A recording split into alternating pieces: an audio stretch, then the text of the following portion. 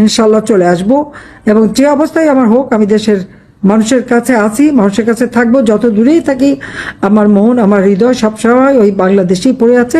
বাংলাদেশ সরকারের উপর চাপ বাড়ছে, তারেক রহমান সরকারের উপর চাপ বাড়ছে যে তারেক রহমান সরকারকে, শেখ হাসিনাকে ফিরিয়ে এনে একটা ন্যায্য বিচার দেওয়ার ব্যবস্থা করতে হবে। যে কারণে খুবই গুরুত্বপূর্ণ যে ডাক্তার জাহিদুর রহমান এমনকি এটাও বলছেন যে তিনি ফিরবেন, ফিরে তিনি আবার নিজেকে ডিফেন্ড করার সুযোগ পাবেন। সত্যি তার মানে কি শেখ হাসিনার বিচার প্রক্রিয়া আবার অনুষ্ঠিত হবে, নাকি আপিলের ক্ষেত্রে শেখ হাসিনাকে সেই ন্যায্য বিচার দেওয়ার প্রতিশ্রুতি আসলে প্রকাশ্যে ঘোষণার চাপ ছিল তারেক রহমান সরকারের উপর?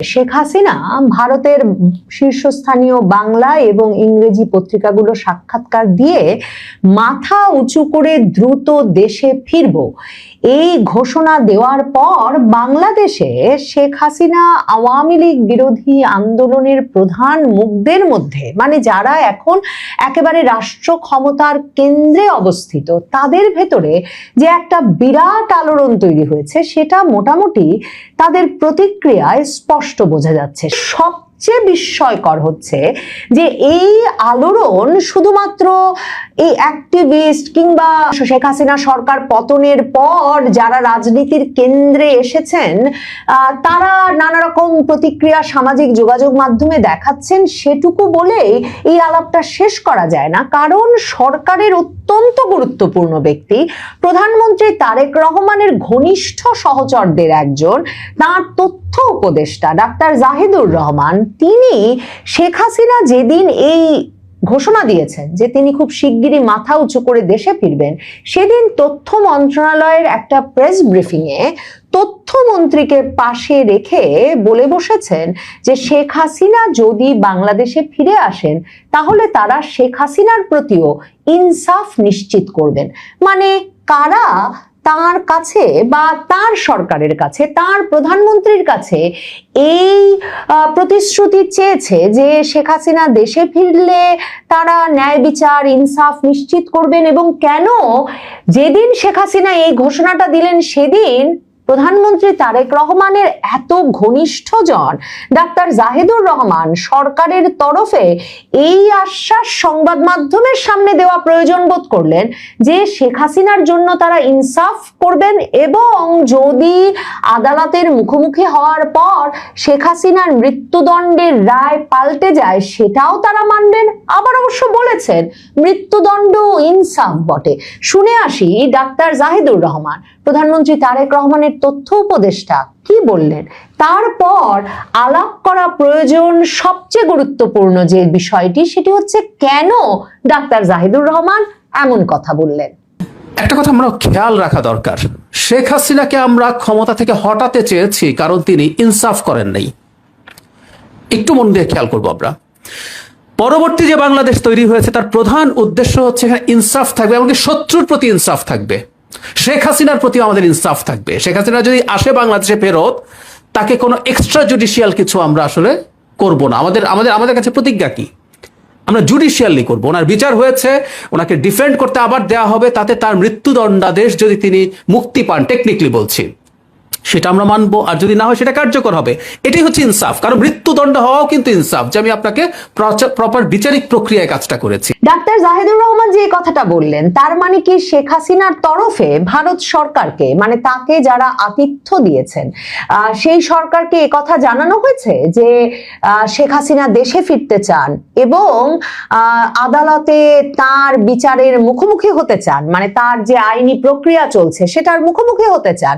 শেখ হাসিনা তো 2025-এর 12ই ফেব্রুয়ারি নির্বাচনের পর তার দলীয় নেতাকর্মীদেরকে এই পরামর্শই দিয়েছিলেন যে সকলেই যেন আদালতে বিচারের মুখোমুখি হয়, আদালতের আইনি প্রক্রিয়া সক্রিয় করে এবং আদালতের মাধ্যমে জিনিসগুলোর ফয়সালা করার চেষ্টা করেন। কিন্তু শেখ হাসিনা কি এখনো সে ভরসা রাখছেন যে তারেক রহমানের আমলে বিচারালয়ে সত্যি সেই ইনসাফ বা সেই ন্যায় বিচার নিশ্চিত হবে?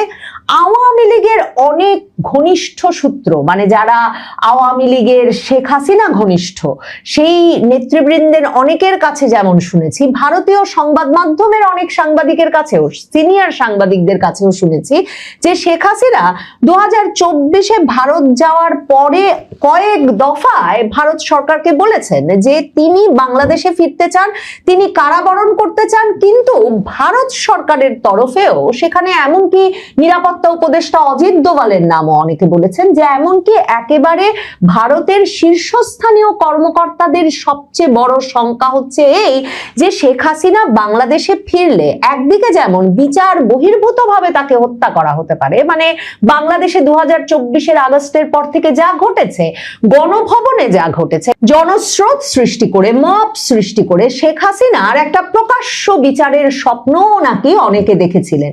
এমনকি এখনো অনেকে মনে করেন শেখ হাসিনা বাংলাদেশে নামা মাত্র তারা আসলে জনতার হাতে এই বিচার ছেড়ে দেবেন কিনা।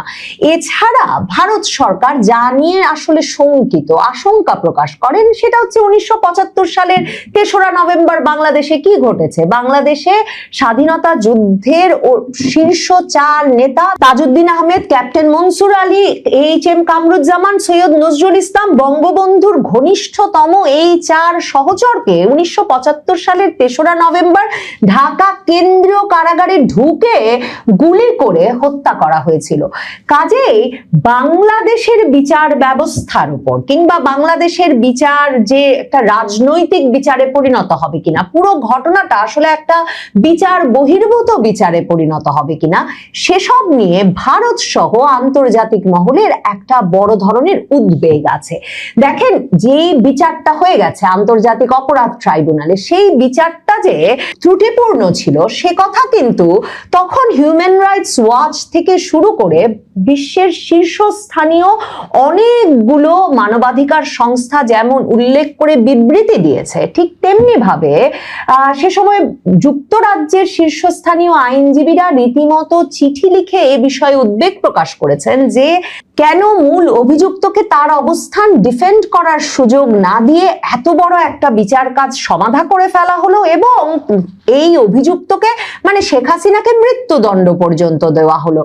এই অবস্থায় তার মানে কি বাংলাদেশ সরকারের উপর চাপ বাড়ছে, তারেক রহমান সরকারের উপর চাপ বাড়ছে যে তারেক রহমান সরকারকে শেখ হাসিনাকে ফিরিয়ে এনে একটা ন্যায্য বিচার দেওয়ার ব্যবস্থা করতে হবে। যে কারণে খুবই গুরুত্বপূর্ণ যে ডাক্তার জাহিদুর রহমান এমনকি এটাও বলছেন যে তিনি ফিরবেন, ফিরে তিনি আবার নিজেকে ডিফেন্ড করার সুযোগ পাবেন। সত্যি তার মানে কি শেখ হাসিনার বিচার প্রক্রিয়া আবার অনুষ্ঠিত হবে, নাকি আপিলের ক্ষেত্রে শেখ হাসিনাকে সেই ন্যায্য বিচার দেওয়ার প্রতিশ্রুতি আসলে প্রকাশ্যে ঘোষণার চাপ ছিল তারেক রহমান সরকারের উপর।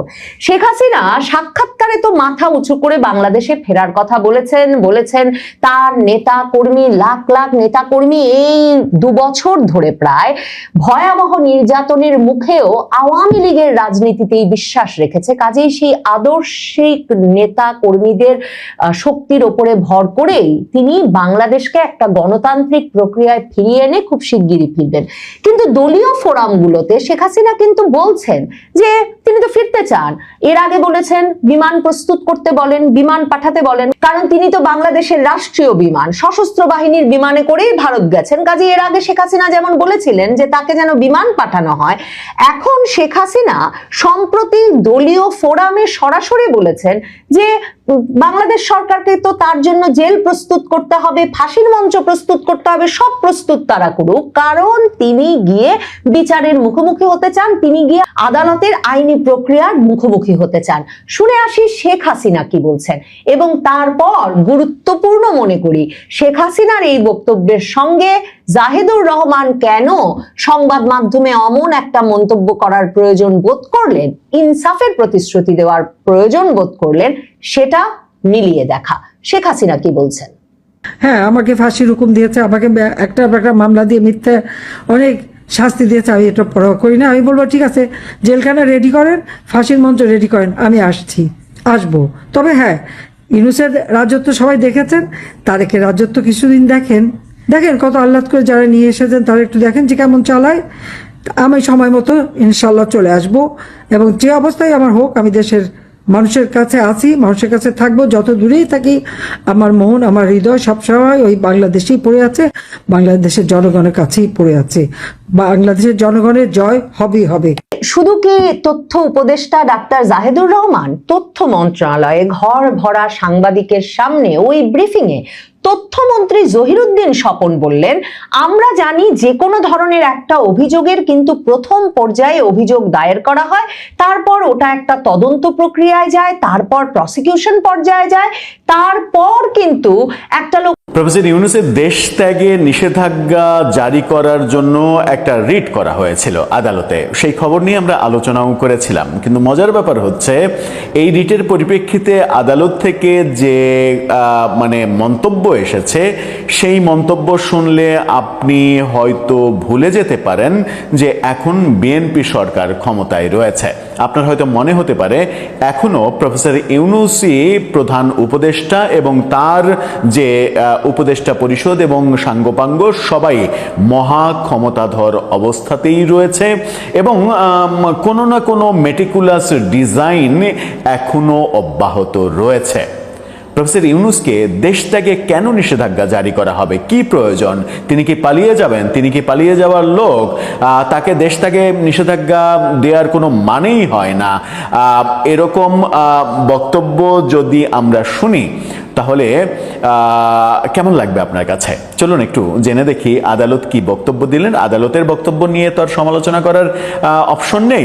আমরা বরং পজিটিভলি বোঝার চেষ্টা করি যে প্রফেসর ইউনূসের দেশ ত্যাগে নিষেধাজ্ঞা যারা চাইছেন তারা কি সত্যি ফ্যাসিস্টের দোসর? এটাই কি এখন বলা হবে? থাকবেন পলিটিক্স টিভির নিয়মিত আয়োজনে।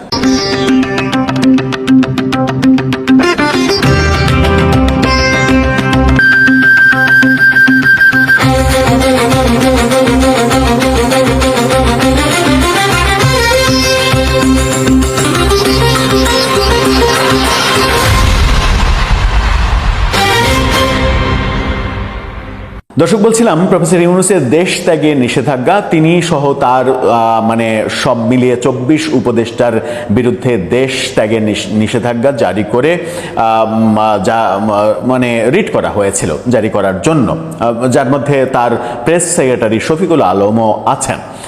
অভিযোগ হচ্ছে নানা রকমের অপশাসন, দুঃশাসন, মার্কিনীদের সঙ্গে অবৈধ চুক্তি, হামের টিকা না দিয়ে 500 শিশুকে মেরে ফেলা, এটাকে গণহত্যা বলা হচ্ছে। এই ব্যাপারগুলো সামনে নিয়ে এসে সে যেন দেশ থেকে পালাতে না পারে সেই রকম নির্দেশনা চাওয়া হয়েছিল। কিন্তু আদালতে কি বক্তব্য আমরা পেলাম চলুন একটু জানি। দেশ রূপান্তরের এই শিরোনামটা দেখে নিন। ডক্টর ইউনূসের দেশ ত্যাগে নিষেধাজ্ঞার কি আছে? হাইকোর্টের বক্তব্য, মানে তাকে দেশ ত্যাগে নিষেধাজ্ঞা কেন দিতে হবে চলুন একটু জানি। সাবেক সরকার প্রধান ডক্টর মোহাম্মদ ইউনূস সহ অন্তর্বর্তী সরকারের 24 উপদেষ্টা দেশ ত্যাগে নিষেধাজ্ঞা চেয়ে করা রিট আবেদনের শুনানিতে আদালত বলেছে, ডক্টর মোহাম্মদ ইউনূস তো দেশ ছেড়ে পালিয়ে যাচ্ছেন না, তাহলে তার বা অন্য উপদেষ্টাদের দেশ ত্যাগে নিষেধাজ্ঞার নির্দেশনা দেওয়ার প্রয়োজনীয়তা কোথায়? অর্থাৎ আদালত নিশ্চিত যে প্রফেসর ইউনূস দেশ ছেড়ে পালিয়ে যাচ্ছেন না, কিংবা তার উপদেষ্টারাও দেশ ছেড়ে পালিয়ে যাচ্ছেন না। সুতরাং তাদেরকে দেশ থেকে নিষেধাজ্ঞা দিতে হবে কেন? তারা তো দেশপ্রেমিক, তারা তো দেশের সেবা করেছেন, আরও সেবা করবেন, পরবর্তীতে হয়তো তারা আরও অনেক উচ্চ পদে যাবেন, বড় বড় গুরুত্বপূর্ণ দায়িত্ব পালন করবেন এবং দেশমাতৃকার জন্য নিজের জীবন উৎসর্গ করবেন। সুতরাং তাদের বিরুদ্ধে দেশ ত্যাগে নিষেধাজ্ঞা চাওয়া এটা অনেকটা রাষ্ট্রদ্রোহিতার অপরাধও হতে পারে। বিচারপতিদের সমন্বয়ে, একাধিক বিচারপতির সমন্বয়ে গঠিত হাইকোর্ট বেঞ্চে শুনানিকালে এরকম মন্তব্য উঠে এসেছে। খুবই ভালো একটা ব্যাপার। হামের টিকাদান কর্মসূচি বাতিলের সিদ্ধান্ত তদন্ত এবং সংশ্লিষ্টদের দেশ ত্যাগে নিষেধাজ্ঞা চেয়ে করা রিটের শুনানিতে রিটকারীর আইনজীবীদের উদ্দেশ্যে আদালত বেশ কিছু প্রশ্ন ছুড়ে দেন। কি প্রশ্ন? হাইকোর্ট বলেন, ডক্টর ইউনূসের দেশে ব্যবসা প্রতিষ্ঠান সহ অনেক কিছু রয়েছে, তিনি পালিয়ে যাওয়ার মতো ব্যক্তি নন। খুব খেয়াল করে শুনুন, ডক্টর ইউনূসের দেশে ব্যবসা প্রতিষ্ঠান সহ অনেক কিছু রয়েছে, তিনি পালিয়ে যাওয়ার মতো ব্যক্তি নন। অথচ ডক্টর ইউনূসের ভাষ্যমতে আমরা জানি তার কোনো ধরনের কোনো সম্পদ নেই, তার প্রেস সেক্রেটারির ভাষ্য অনুযায়ী জানি এমনকি তার নিজের একটা প্রাইভেট কারও নেই। বাংলাদেশে অবস্থিত যত প্রতিষ্ঠান গ্রামীণের একটারও 1% মালিকানা ডক্টর ইউনূসের নেই। কিন্তু আদালতের থেকে আমরা জানতে পারছি এবার এই তথ্যটা খুবই কাজের তথ্য। আদালত বলছেন যে ডক্টর ইউনূসের দেশে ব্যবসা প্রতিষ্ঠান সহ অনেক কিছু রয়েছে, তিনি তো দেশ ছেড়ে চলে যাওয়ার মানুষ নন। এটা একটা খুবই গুরুত্বপূর্ণ ক্লু। ফলে এই মুহূর্তে এমন কোনো নিষেধাজ্ঞা দেওয়ার যৌক্তিকতা আদালত দেখছেন না। রিট আবেদনের পক্ষে এদিন আদালতে শুনানি করেন জ্যেষ্ঠ আইনজীবী সৈয়দ মামুন মাহবুব। অন্যদিকে রাষ্ট্রপক্ষের শুনানিতে অ্যাটর্নি জেনারেল রুহুল কুদ্দুস কাজল তিনি অংশ নেন। স্বাস্থ্য খাতে গত 2.5 দশকের বেশি সময় ধরে আসা হামের টিকাদান কর্মসূচি বাতিলের সিদ্ধান্তকে ফৌজদারি অবহেলা হিসেবে আখ্যা দিয়ে গত 17 মে হাইকোর্টে একটি রিট আবেদন করা হয়। সুপ্রিম কোর্টের আইনজীবী ব্যারিস্টার এম আশরাফুল ইসলাম আবেদনটি দাখিল করেন। রিটে ডক্টর মোহাম্মদ ইউনূস সহ সাবেক সরকারের সংশ্লিষ্ট ব্যক্তিদের ভূমিকা তদন্ত চাওয়ার নির্দেশনার পাশাপাশি 24 জনের দেশ ত্যাগে নিষেধাজ্ঞা আরোপের প্রার্থনা জানানো হয়। আদালত রিটের বিষয়বস্তু ও প্রয়োজনীয়তা পর্যালোচনাকালে দেশ ত্যাগের নিষেধাজ্ঞার বিষয়টি নাকচ করে দিয়ে তাদের অবস্থান পরিষ্কার করেন।